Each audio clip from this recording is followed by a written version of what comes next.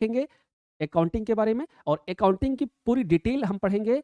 जितने भी आपके सब्जेक्ट पूरे साल में अभी आपने पढ़े होंगे, हम उसको प्रयास करेंगे कि ये 40, 45, 50 मिनट के अंदर आप लोगों को पूरा एक्सप्लेन करें।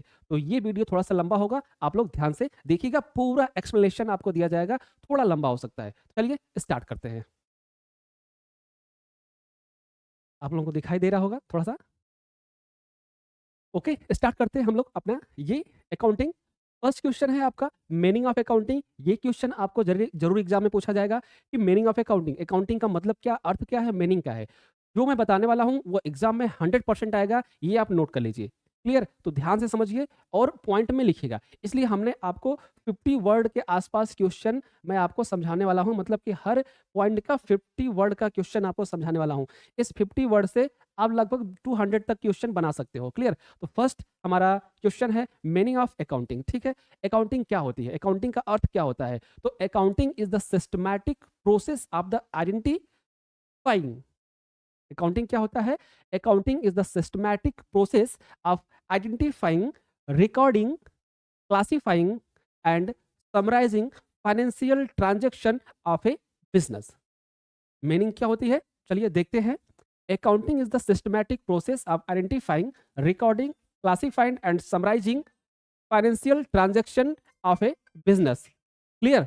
मीन्स क्या होता है कि अकाउंटिंग का काम होता है बिजनेस में सिस्टमैटिक तरीके से काम करे, बिजनेस के प्रोसेस को सिस्टमैटिक ढंग से रखे, उसको आइडेंटिफाई करे, मीन्स उसकी गलतियों की पहचान करे, और किसकी, जो रिकॉर्ड किए जा रहे हैं, जो रिकॉर्ड किए जा रहे हैं उसकी गलतियों को पहचान करे, क्लासिफाई करे एंड समराइजिंग, मीन्स कि जो बड़े स्ट्रक्चर में है उसको कम सेंटेंस में समझाने का प्रयास करे। किसको? फाइनेंशियल ट्रांजेक्शन ए बिजनेस, बिजनेस में जितने भी ट्रांजेक्शन हो रहे हैं उसको पूरी तरीके से समराइज करे, पूरी तरीके से आइडेंटिफिकेशन करे और रिकॉर्ड को पूरी तरीके से समझाए। क्लियर? ये क्या होता है, meaning of accounting. Clear? Meaning of account. अगर हम थोड़ा सा बात करें कि अगर मान लीजिए हमने इसको समझ लिया तो बिजनेस में क्या हेल्प कर सकती है, तो बिजनेस में it is the help in determine profit और लॉस। प्रॉफिट और लॉस, आपके बिजनेस में प्रॉफिट और लॉस को डिटरमाइन करने में अकाउंटिंग का मेन रोल है। ठीक है, क्या कह रहा है, हेल्प इन डिटरमाइन प्रॉफिट और लॉस एंड फाइनेंशियल पोजीशन। आपके बिजनेस में आपके फाइनेंशियल पोजीशन को समझाने के लिए सबसे इंपॉर्टेंट है अकाउंटिंग। क्या है? सबसे इंपॉर्टेंट है अकाउंटिंग। चलिए देखते हैं।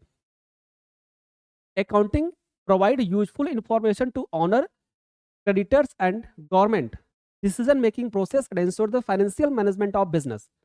अकाउंटिंग क्या करती है, ध्यान दीजिएगा। अकाउंटिंग रिकॉर्ड करती है, समराइजिंग करती है, सिस्टमैटिक करती है, और पूरी तरीके से एक डिसीजन मेकिंग पॉलिसी आपको देती है ओनर को, कि आप किसी भी प्रॉफिट लॉस पर क्या कर सकिए, डिसीजन ले सके। क्लियर? आगे चले हम लोग सेकंड पॉइंट पे। एक बार और से समझ लीजिए कि accounting is the systematic process of identifying, recording, classifying and summarising financial transaction of a business.